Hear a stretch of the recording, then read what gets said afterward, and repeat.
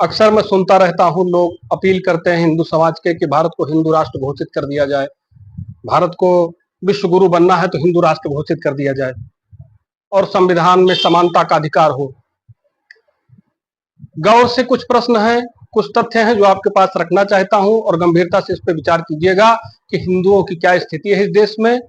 क्या वो द्वितीय दर्जे के नागरिक हैं कि प्रथम दर्जे के नागरिक हैं, आप स्वयं गणना कर सकते हैं। पाकिस्तान, जब देश का धार्मिक विभाजन हो गया, एक तरफ पाकिस्तान बन गया, एक तरफ पूर्वी पाकिस्तान जाकर के बांग्लादेश हो गया। देश के इतने टुकड़े होने के बावजूद देश के और कितने टुकड़े हुए, इसको जानने का प्रयास कीजिए। हमारे देश में वक्फ बोर्ड बन गया। वक्फ बोर्ड ने साल दर साल भारत के अंदर इतनी जमीनें कब्जा कर ली कि आज उस जमीन का क्षेत्रफल पूरे पाकिस्तान के जमीन के क्षेत्रफल से ज्यादा है।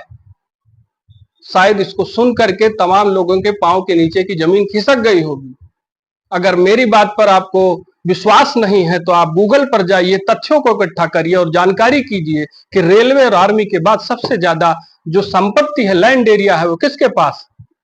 ये हुई आपका सेकुलरिज्म की भेंट चढ़ रहा है भारत। अगर वक्फ बोर्ड बना तो हिंदू बोर्ड क्यों नहीं बना?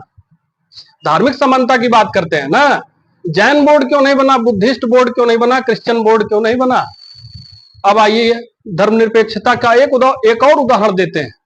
हमारे देश में हिंदू दान धर्म एक्ट 1951 ला करके सभी मंदिरों को इस कानून के तहत किसी भी मंदिर में जिसमें अच्छा राजस्व आता है, अच्छा चढ़ावा आता है, दान पुण्य अच्छा आता है उस पर, तो सरकार उसको अपने नियंत्रण में ले सकती है। हमारे देश में ना जाने कितने मंदिर सरकार के नियंत्रण में चल रहे हैं। लेकिन प्रश्न अब जरा ये पूछिए स्वयं से और खंगालने का प्रयास कीजिए कि कितने मस्जिद और कितने जो चर्च हैं, जो क्रिश्चियन कम्युनिटी के चर्च हैं और मुस्लिम की कम्युनिटी की मस्जिद है, ये कितनी जो है सरकार के अधीन में। जरा सोचिए, विचार कीजिए। आर्टिकल 30 के तहत माइनॉरिटीज को अपने एजुकेशनल इंस्टीट्यूशंस को स्थापित करना है, अपने कल्चर को प्रमोट करना है, लेकिन आर्टिकल 30A के तहत आप अपने स्कूलों में, अपने विद्यालयों में धार्मिक शिक्षा नहीं दे सकते। एक तरफ आपकी जमीन छीन गई, एक तरफ आपकी शिक्षा पद्धति को बिगाड़ दिया गया, आपकी संस्कृति से आपको छीन लिया गया, आपको धर्म निरपेक्षता का पाठ नहीं पढ़ाया गया, आपको धर्म से निरपेक्ष कर दिया गया, धर्म से विरक्त कर दिया गया और आपके हिंदू समाज में इस कदर फूट डाली गई कि आज पूरा हिंदू समाज जातियों में विभक्त हो रहा है।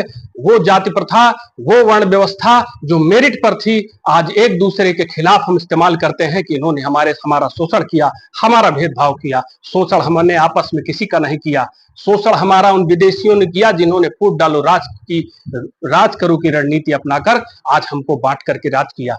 अंग्रेजों ने फूट डालो और राज करो की नीति अपनाई, हमें वर्षों गुलाम बनाए रखा। मुगलों ने भी वही किया और ना जाने तुर्की, ईरानी, अफगानी, डच कितने लोग आए और भारत परतंत्र रहा और हमेशा उनका पराधीनता का दंश झेलता रहा।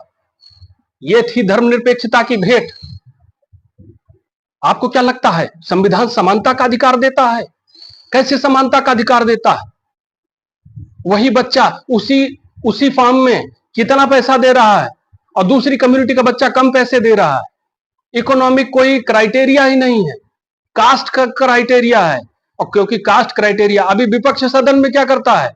जातिगत जनगणना की बात करता है, क्योंकि जातिगत जनगणना की बात होगी तो देश का लोकतंत्र भीड़ तंत्र में परिवर्तित होगा। इस विषय पर बात नहीं होगी कि कितने शिक्षा की व्यवस्था कितनी सुदृढ़ हुई, रोजगार कितने सृजित हुए, चिकित्सा व्यवस्था कितनी बेहतर हुई। यह तय होगा कि हमारे देश में किस जात के कितने लोग हैं। जिसकी जितनी संख्या भारी उसकी उतनी हिस्सेदारी। इस तथ्य को प्रमोट किया जा रहा है, बल्कि ये नहीं किया जा रहा है जिसकी जितनी संख्या भारी उसकी उतनी जिम्मेदारी। हम इसको भूल रहे हैं। देश को कैसे तोड़ा जा रहा है। अब देखिए आर्टिकल 30A आपके साथ क्या कर रहा है, वक्फ बोर्ड आपके साथ क्या कर रहा है। धर्मनिरपेक्षता के नाम पर हिंदू दान धर्म एक्ट 1951 आपके साथ क्या कर रहा है। क्या करेंगे, कहां जाएंगे? शिक्षा आपकी छीन ली गई, जमीनें आपसे छीन ली गई, आपको कितने टुकड़ों में बांट दिया गया और एक समाज के तौर पर आज आप चीत्कार कर रहे हैं कि भारत हिंदू राष्ट्र घोषित हो जाए। आज कितने राज्यों में आप अल्पसंख्यक हो गए, कितने राज्यों में आपका धार्मिक उत्पीड़न शुरू हो गया है। पश्चिम बंगाल में जाकर के सर्वे करके देखिए, अपनी आंखों से देखिए, सोशल मीडिया की बातें मत मानिए, हो सकता है भ्रामक प्रचार हो। केरल में जाके घूम करके आइए। और क्या कश्मीर की घटना किसी से छुपी है? एक भी मौलाना खड़ा होकर के बोला जब वहां पर हिंदुओं का धार्मिक उत्पीड़न हो रहा था? इसी देश में जय फिलिस्तीन बोलने वाला मौलाना आज बंगाल में हिंदुओं का नरसंहार हो रहा है। Innocent Hindus are being genocided in Bangladesh and no maulana is raising his voice. Is this the secularism? यह है धर्मनिरपेक्षता? धर्मनिरपेक्षता वो पट्टी है जो आपकी आंखों पर बांध दी गई है और आपका गला धीरे धीरे रेता जा रहा है। अपनी बर्बादी के मूक दर्शक मत बनिए।